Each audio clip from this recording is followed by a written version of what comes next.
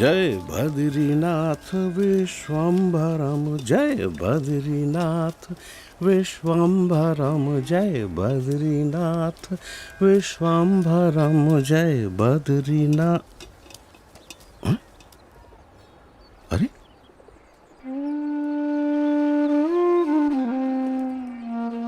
इस चरण छाप में ऊर्ध्व रेखा के साथ सारे 16 चरण चिन्ह। ये तो स्वयं परमात्मा के चरणों की छाप है। कहाँ है वो?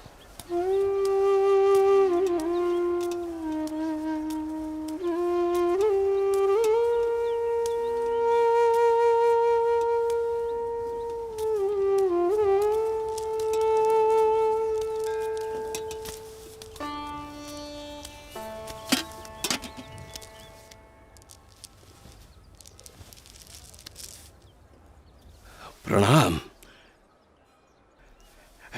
मनुष्य के रूप में आपका दर्शन पाकर आज मेरे आनंद की कोई सीमा नहीं है प्रभु। मेरा रोम रोम हर्षित है प्रभु। कहीं सुना है और शास्त्रों में पढ़ा भी है कि भगवान जब मनुष्य रूप धारण करते हैं तब उन्हें पहचानने का सौभाग्य बहुत भाग्यशाली को ही मिलता है। आज मेरे जन्मों जन्म के भाग्य खुल गए कि आपके प्रत्यक्ष दर्शन हो गए। आपने क्या नाम ग्रहण किया है प्रभु? मेरा नाम है नीलकंठ। नीलकंठ। आप कहां से आए हैं प्रभु? अनेर देश से।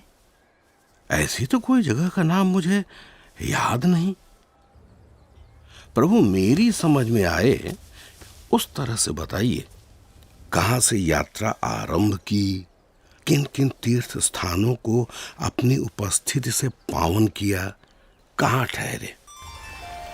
मैंने आषाढ़ मास में अयोध्या से सरयू पार की और अमरापुर आया। हिंडोला के दिन नारद वन में बिताए और पवित्र एकादशी हरिद्वार में की।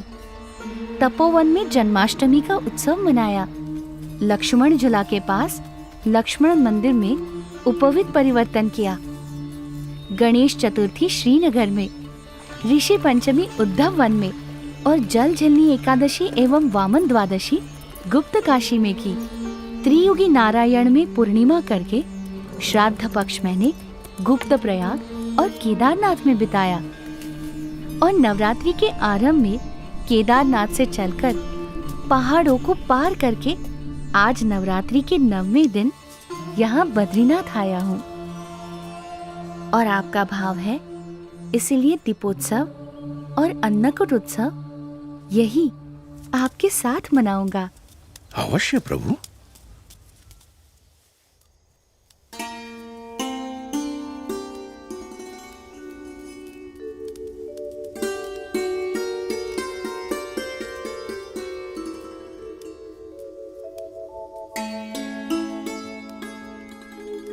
पवन मंद सुगंध शीतल हेम मंदिर शोभितम,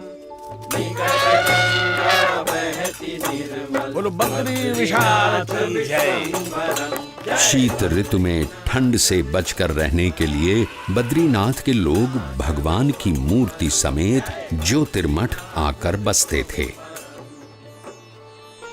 नीलकंठ वर्णी भी उनके साथ ज्योतिर्मठ आए। अहम ब्रह्मास्मि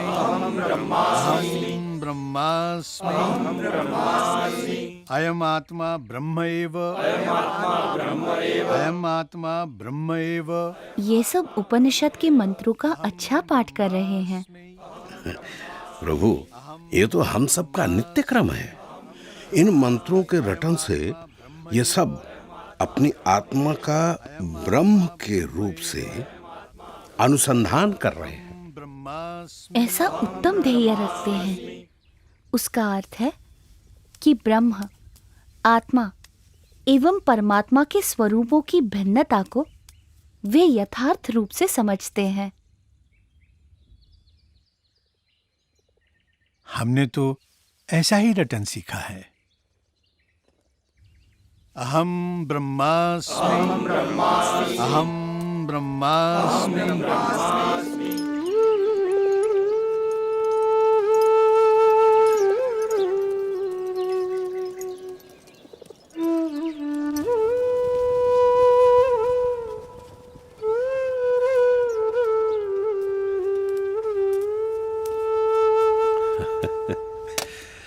क्या देख रहे हो बाल योगी?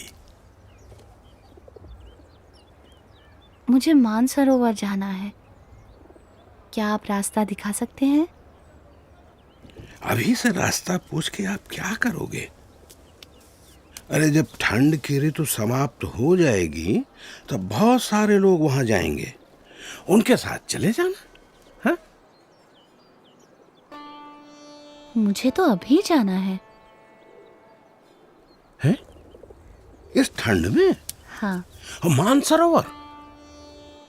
अरे प्रभु, ऊपर की ठंड तो आग की तरह जलाती है।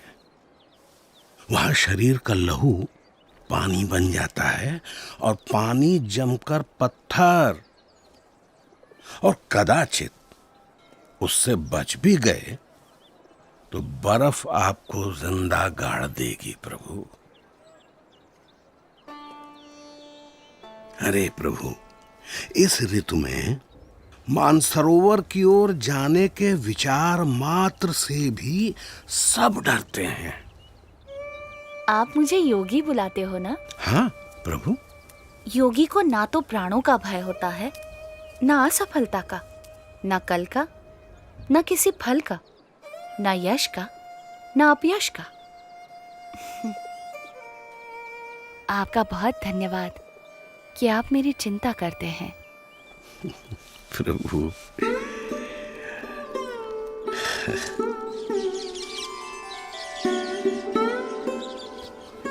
ऊपर की ठंड से बचने के लिए कंबल पर्याप्त तो नहीं है, फिर भी स्वीकार कीजिए।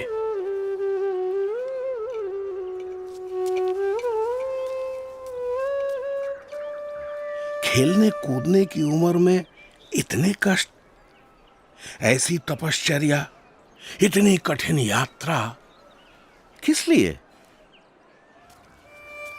मेरी यात्रा कल्याण के लिए है। मैं आपसे फिर मिलूंगा।